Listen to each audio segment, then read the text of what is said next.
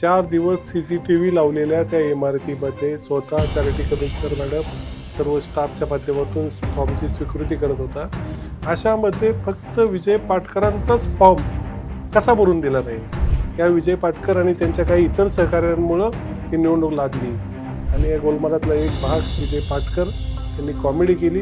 दुसरा जो गंभीर आरोप तुमच्यावरती किंवा एकूण या प्रक्रियेवरती केला गेला तो म्हणजे की एका मंत्र्यांचे OSD कोल्हापूरमध्ये ठाण देऊन आहेत आणि त्यांनी या निवडणूक प्रक्रियेमध्ये हस्तक्षेप केलेला आहे असं देखील पाटकर आणि काही लोक म्हणतात. खरोखर राजकीय हस्तक्षेप या निवडणुकीमध्ये होतोय का?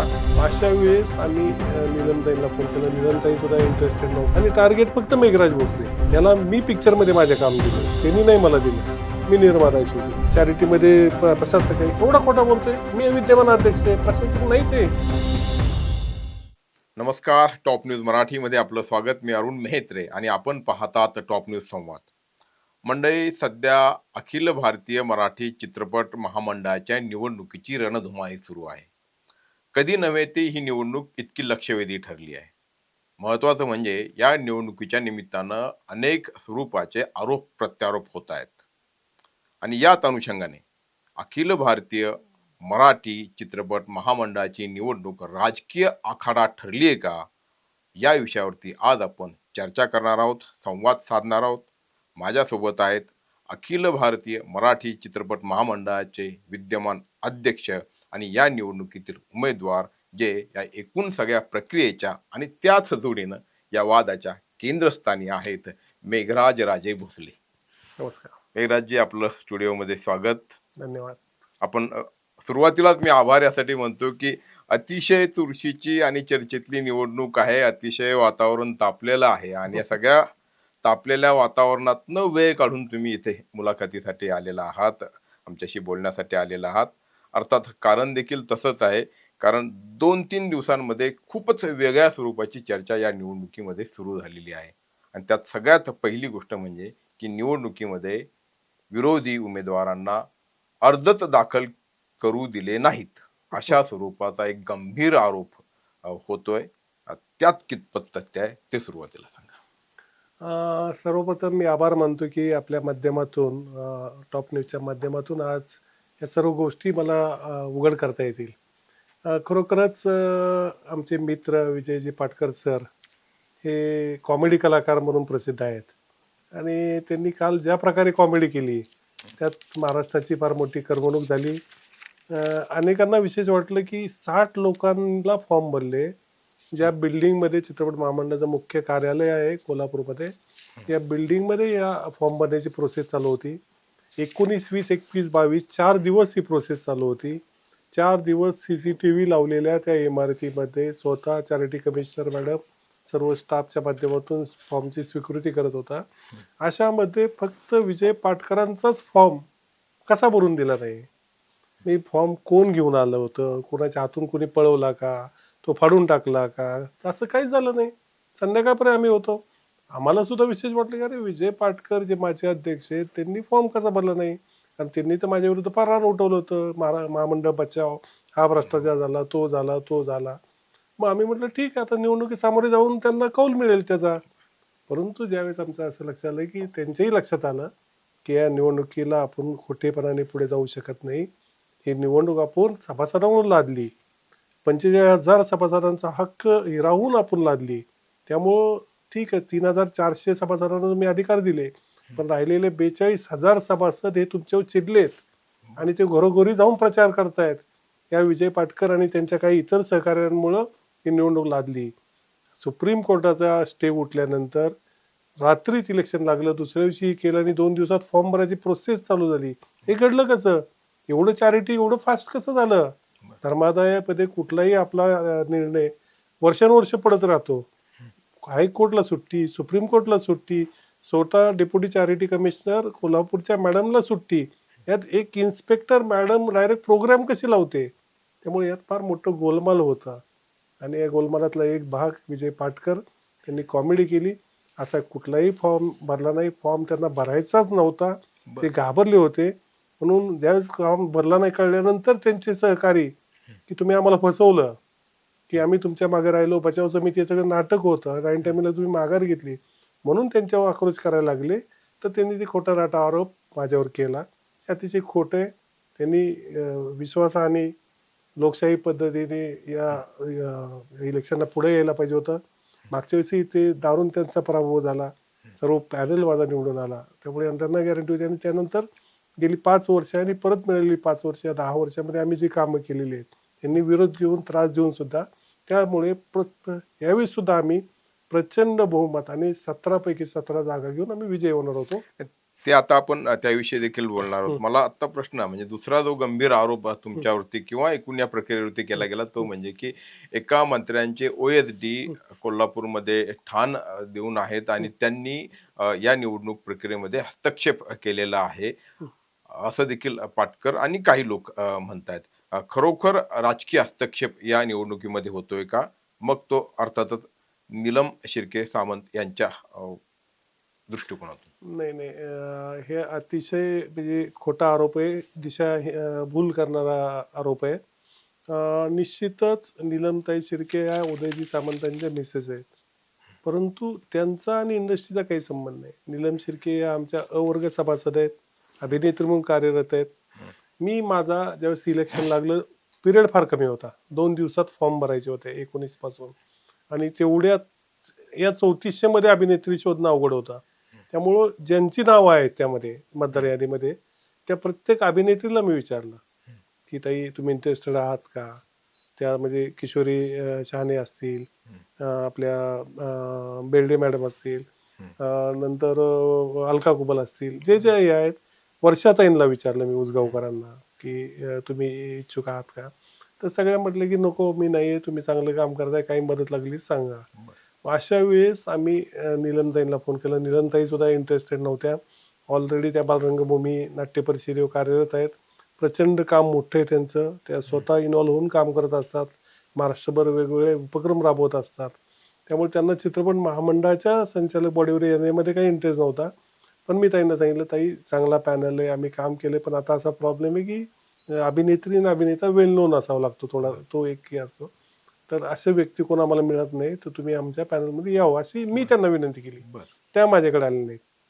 किंवा त्यानंतर त्या म्हणल्या ठीक आहे, मी बघते, विचार करून सांगते. त्यानंतर ताईंचा होकार आला. मग ताईंना आम्ही घेतलं. यात कुठंच काही यात राजकीय संबंध नाही.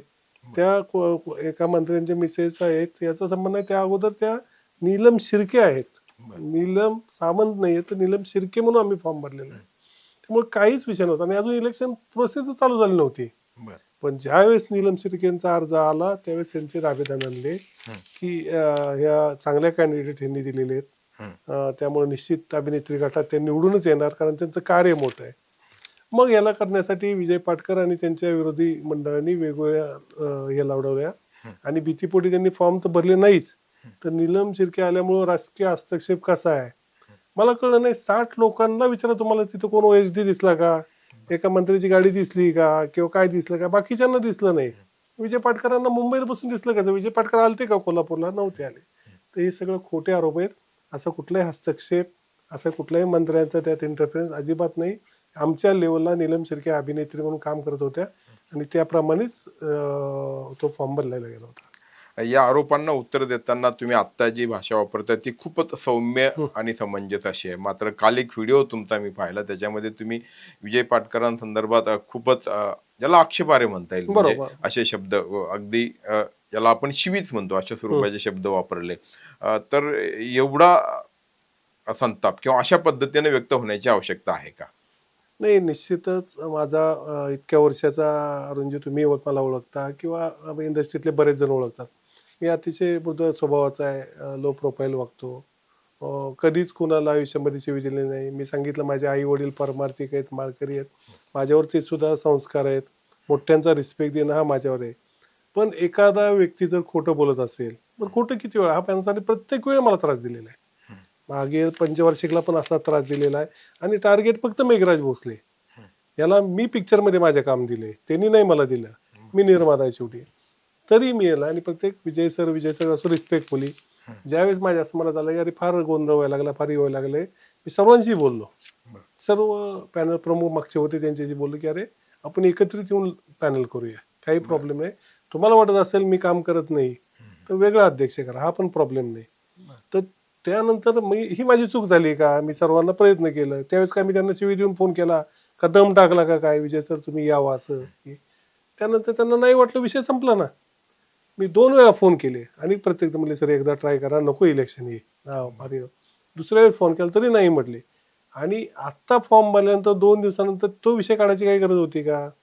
आणि त्यावेळेस त्यांनी जी भाषा वापरली की याला लाज वाटायला पाहिजे, ही कुठला प्रकार आहे, ही शोभती का, त्यांना शोभती का? मग त्यावेळेस माझ्यातला मेघराज राजे भोसले जागा झाला. मग मी पण एक खानदानी घराण्यातला आहे, मला पण काहीतरी हे आहे, इज्जत आहे. माझ्यामुळे पण लाखो कलावंतांचं नेतृत्व करतो मी. जो 125 संघटना आहेत वेगवेगळ्या याच्या, त्याच्या महाकला मंडळाचा अध्यक्ष आहेत, लोककलांचा अध्यक्ष आहे, लावणीचा अध्यक्ष आहे, नाट्य परिषदेचा अध्यक्ष आहे, वेगवेगळ्या राज्यामध्ये इव्हेंट करून कॉर्पोरेट इव्हेंट आणले, भरपूर काम केलेलं आहे मी पण. 30 वर्ष इंडस्ट्रीमध्ये काम करतोय.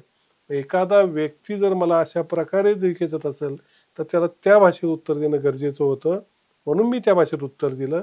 कारण त्यांनी त्या चुका केलेल्याच आहेत. आज तुम्हाला वाटत होतं त्या तो राग असतो की अरे तू चुका करायच्या, तू खोटं बोलायचं, तू फॉर्म नाही भरायचा, परत तू पळपुटा झाला, पळपुटा अध्यक्ष म्हणून झाला, महामंडळाची इज्जत गेली, सगळ्या पेपरला फोटो लागले, रिक्षामधनं पळून गेला आणि तू मला शिकवतोय, माझे आरोप करतोय. पण जेवढे भ्रष्टाचार आरोप केले सगळे खोटे, जावा ना कोर्टात. एक केस टिकली नाही यांनी. आतापर्यंत माझ्याकडे 50 केस टाकले यांनी.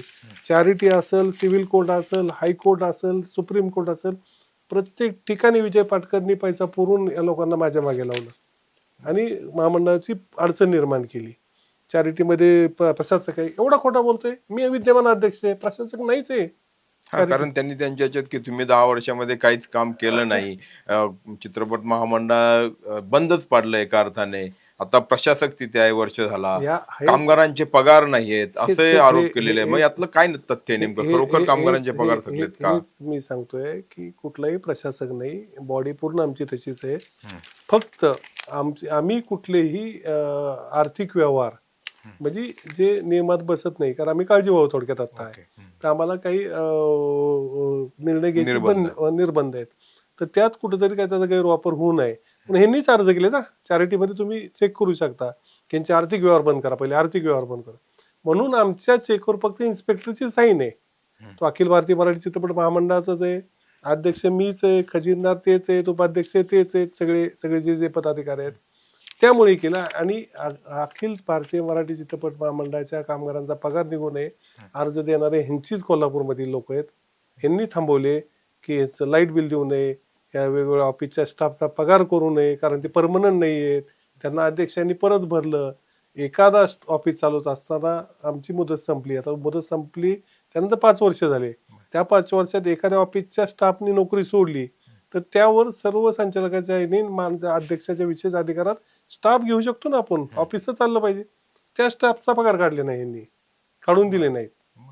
तर त्यामुळे ते पगार थकले होते वेळोवेळी. यांनी अडमोठेपणा केल्यामुळे ते पगारही निघाले, कुणाचं काही म्हणणं नव्हतं, कामगार खुश होते, कामकाज व्यवस्थित चाललं होतं. पण दररोज अडकाटी करणं, हे करणे आणि खोटं खोटं रेटून बोलायचं, अभिनय करायचा, रेटून असं झालं तसं झालं हे झालं, काही नाही, सुरळीत चाललं होतं. ज्या 55 वर्षात जेवढी प्रगती झाली नाही. आम्ही कारभार ताब्यात घेतला 2016ला, महामंडळाची 2 कोटी एफडी होती आणि जवळजवळ पुढच्या 5 वर्षात आम्ही 15 कोटीपर्यंत कमाई केली. 3 ठिकाणी महामंडळाचे ऑफिसेस केले, कॉर्पोरेट ऑफिस स्वतःचे विकत घेतले. महामंडळाची एकमेव प्रॉपर्टी कोल्हापूरमध्ये होती, तेवढंच ऑफिस. पुणे मुंबईमध्ये काही नव्हतं, तिथे ऑफिसेस घेतले. कोल्हापूरमध्ये स्वतःचं ऑफिस घेतलं. ही प्रगती नाही तर काय. भरपूर प्रॉपर्टी महामंडळात झाल्या, लोकांना पेन्शन चालू केली. औषधोपचारासाठी पूर्वी 5-10 हजार मिळायचे कोणाला तरी एखाद्याला, ते आम्ही 1-1 लाखापर्यंत मदत केली. कुणाला काय अचानक ऍक्सिडेंट झाला, काही झालं, मोठा आजार झाला, त्या गोष्टी दिसतात. त्यांच्या काळात हे काहीच झालं नाही. म्हणून मी काल चिडून बोललो की ज्या माणसाने फक्त स्वतःच्या काळात येणाऱ्या डिरेक्टरकडनं पिक्चर पळवणे, त्या निर्मात्याला पटवणे, मी अनुदान काढून देतो, हे देतो. विजय पाटकरांनी त्या काळात किती पिक्चर केले बघा अध्यक्षपदाच्या कारकिर्दीत 1 वर्षाच्या. आणि माझं म्हणजे 1 वर्षात त्यांनी काय काम केलं ते सांगा की मी असं भरीव काम केलं. मेघराज भोसलेंनी काम केलंय, माझी लिस्ट आहे, मी तुम्हाला देऊ शकतो काय काम केलंय. विजय पाटकरांनी काय काम केलं तर फक्त स्वतःला पिक्चर मिळवून एवढंच काम केलं. त्यामुळे त्यांना कुणीही सभासद विचारत नाहीत, मुंबईतले लोक सुद्धा विचारत नाहीत. त्यामुळे ते पडणार होते म्हणून फॉर्म भरलं नाही. म्हणजे चित्रपट क्षेत्रातील कलावंत असू देत किंवा एकूणच मराठी चित्रपटाच्या हितासाठी काम करणे हे साधारणपणे महामंडळाचा उद्दिष्ट आहे. त्या दृष्टिकोनातनं तुम्ही आता केलेल्या कामांची यादी वाचून दाखवली आहे. आणखी काय प्रश्न आहेत? आता म्हणजे या निवडणुकीच्या निमित्तानं थोडं लोकांना काय होतं, फक्त निवडणूक हो, कळते. हो, पण हो. हे महामंडळ म्हणजे नेमकं काय आहे बुवा? का का फक्त इथं असंच म्हणजे इतर जसे हं, महामंडळ हं, हं, असतात, जशा निवडणुका हं, होतात आणि हं. जसं चालतं तसंच इथं की तर काय नेमकं काम आहे? नाही. काय प्रश्न आहेत आता? आता अलीकडच्या काळात वाचनात किंवा जे चर्चेत येतात ते म्हणजे हं, फक्त मराठी सिनेमांना स्क्रीन मिळत हं, नाही. हं, हं, हं, याच्यापेक्षा पुढे कोणी जात नाही, याच्या पलीकडे कोणी हं, जात नाही. हं, हं, हां. हं. नाही, निश्चितच अखिल भारतीय मराठी चित्रपट महामंडळ ही फार जुनी संस्था आहे. मालजी पेंढारकरांपासून मोठ्या-मोठ्या व्यक्तींनी याच्यावर अध्यक्षपद भूषवलेलं आहे. हे करत असताना महाराष्ट्र शासन आणि कलावंत, चित्रपट कलावंत साधारणतः तंत्रज्ञ असतील, निर्माते असतील, यांच्यातील एक मध्यस्थी म्हणून दुवा म्हणून काम करत असतं हो. चित्रपट महामंडळ. याला महाराष्ट्र शासनाची अधिकृत मान्यता होती. ज्या प्रकारे प्रत्येक ह्याला अनुदानाला चित्रपटाला 40 लाख मिळतात. त्या अनुदानाची NOC ही चित्रपट महामंडळाकडून घेतली जायची. ती झाल्यानंतर शासन त्यांना 40 लाख रुपये अनुदान द्यायचं.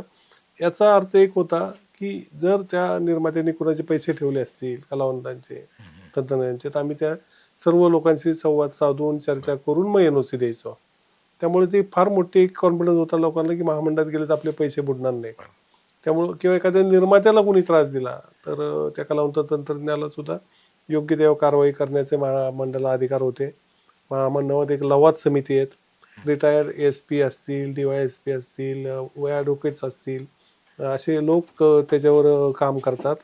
हे करत असताना सुसंवाद साधणे सर्व निर्मातापासून ते स्पॉट बॉयपर्यंत ज्या कॅटेगरी आहेत, दिग्दर्शक असेल, आर्ट डिरेक्टर असेल, म्युझिक डिरेक्टर असेल, लेखक असेल, कॅमेरामन असेल, यांचे जे एकमेकांशी सुसंवाद साधण्याचं काम महामंडळ करतं.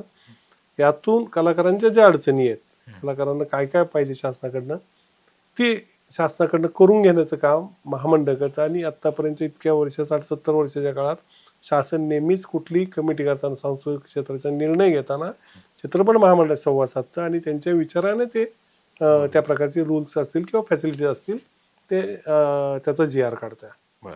आणि ज्याचा मी आता उल्लेख केला, की हं. प्रामुख्याने चर्चा होत असते ती म्हणजे मराठी सिनेमांना हं, स्क्रीन हं, मिळत हं, नाही, हं, हं. थिएटरमध्ये त्यांना पडदा मिळत नाही, अशा बरोबर. पद्धतीचे.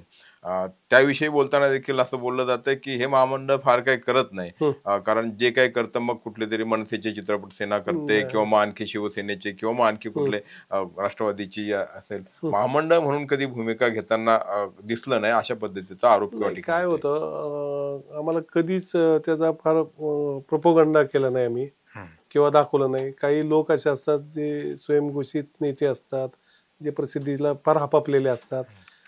दररोज एक प्रेस नोट काढणं आणि पाठवणं अशासाठी काही लोक प्रसिद्ध आहेत. ज्यांनी आयुष्यामध्ये एक चित्रपट काढला नाही, एक नाटक काढला नाही, एक लावणीचा कार्यक्रम काढला नाही. हे जर धोरण सांगतात, मला हसायला येतं, की आम्ही 30 वर्ष काय केलं इंडस्ट्रीत. 1995 साली मी पहिलं प्रोडक्शन केलं.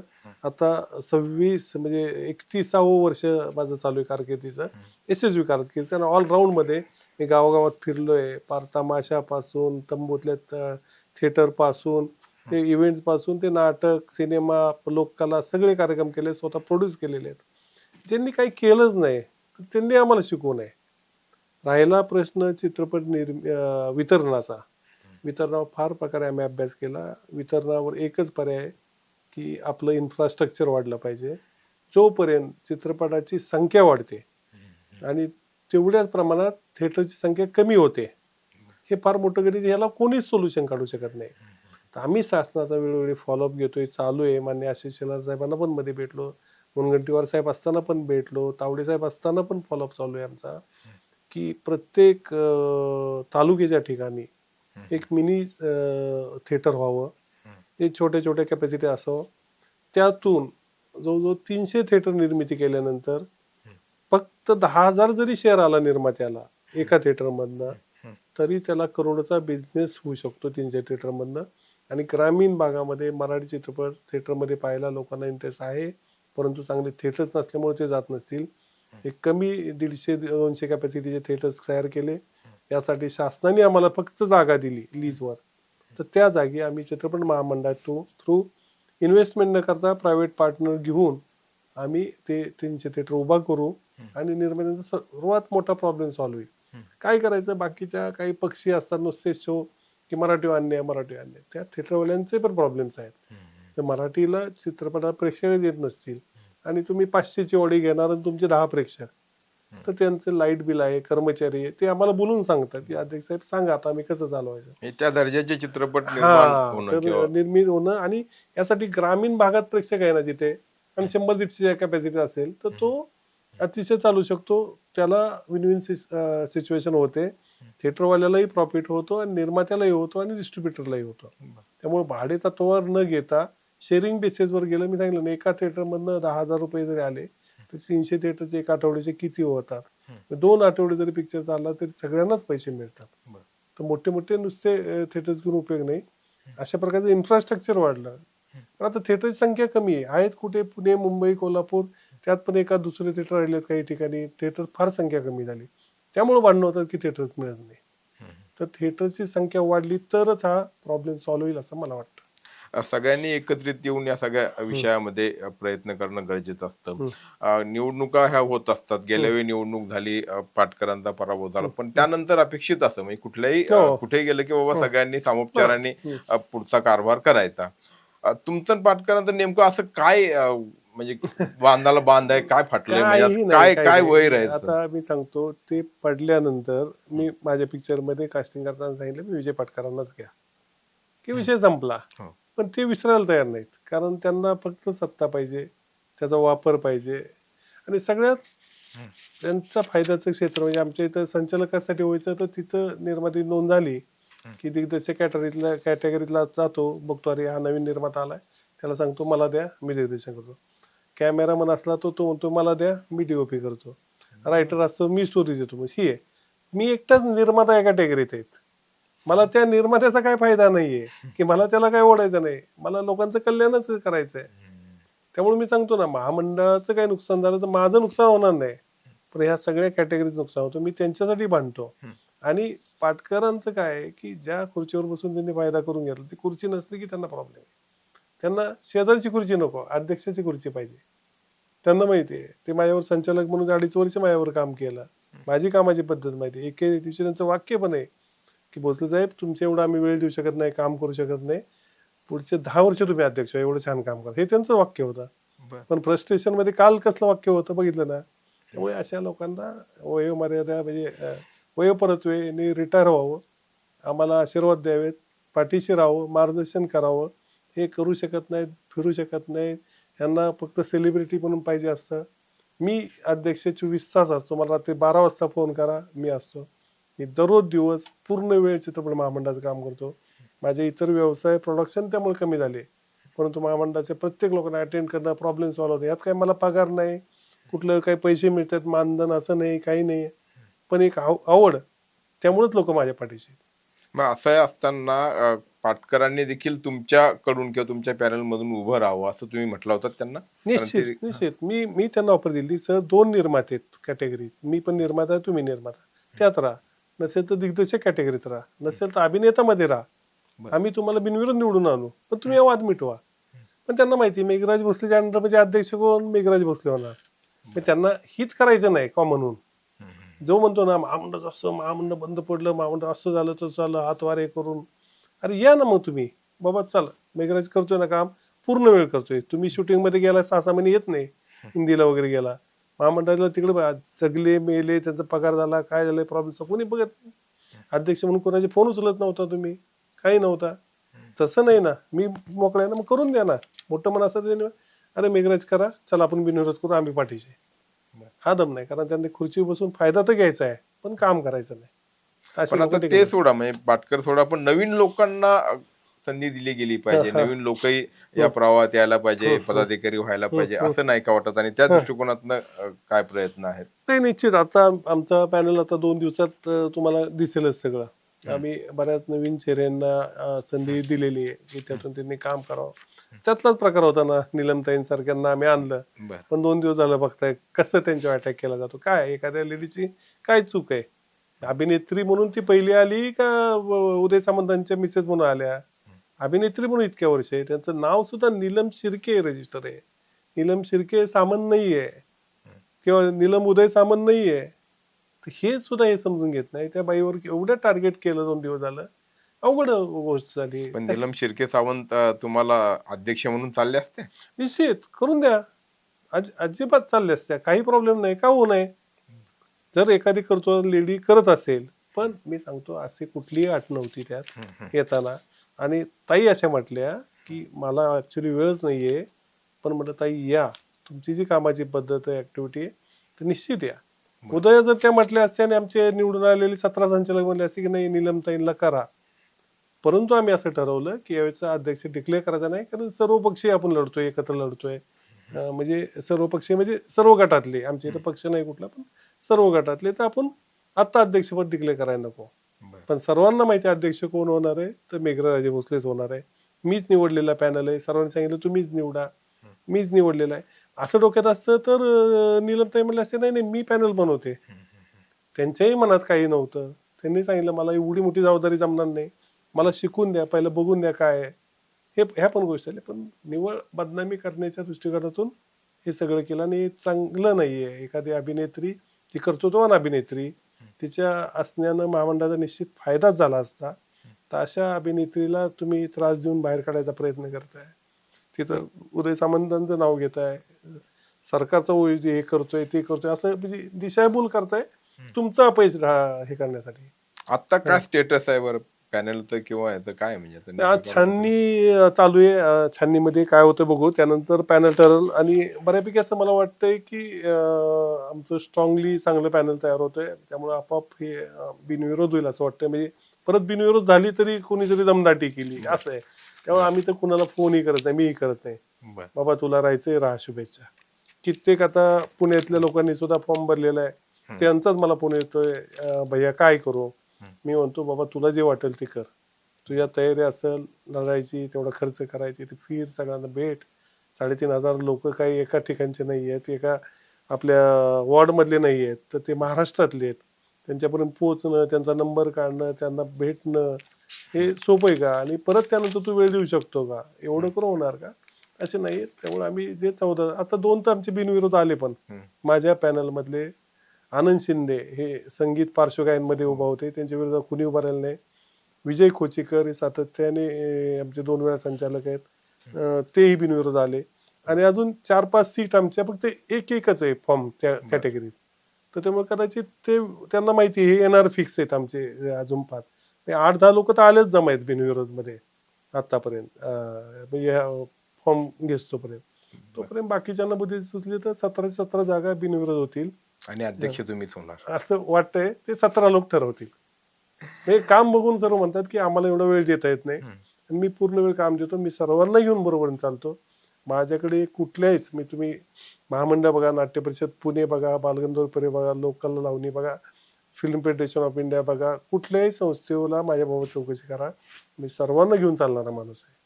पूर्ण वेळ आपल्याला जमत असेल तर जबाबदारी घेणारा माणूस आहे. मी असं फक्त पदासाठी घ्यायचं आणि मनमानी करायचं असं कधीच नाहीये.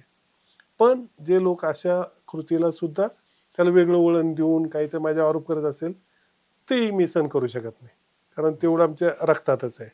कारण असं नाही चालत आम्हाला की खोटं करायचं की एक मर्यादा असते. विजय पाटकरांना काल जी मी बोललो, मलाही वाईट वाटलं रात्री, अरे नव्हतं बोलायला पाहिजे, आपण फारसी नाही म्हणत, 2-3 शब्द आपले गेले चुके.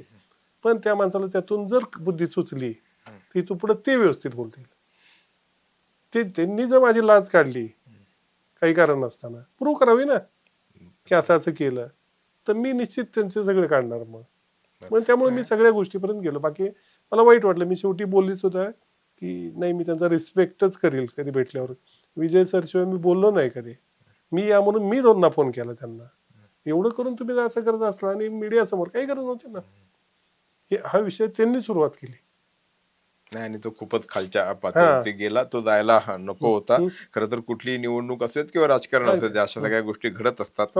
अलीकडच्या काळामध्ये काय झालंय की या सगळ्याच म्हणजे संस्था ज्या आहेत, म्हणजे स्वायत्त संस्था एका अर्थाने, मग महाराष्ट्र साहित्य परिषद असू द्यात, नागपूर साहित्य संघ असू द्यात, किंवा आणखी अगदी डॉक्टरांचं काय मेडिकल काउन्सिल ऑफ महाराष्ट्र, तर त्या प्रत्येक ठिकाणी राजकीय हस्तक्षेपाचे प्रकार हे दिसून आले. आणि त्यामुळे तोच प्रकार महाराष्ट्र अखिल भारतीय मराठी चित्रपट महामंडळाच्या बाबतीत घडतोय की काय, असं या नाही, ठिकाणी अजूनपर्यंत तर, खरं सांगतो, कुठलाही राजकीय हस्तक्षेप नाही.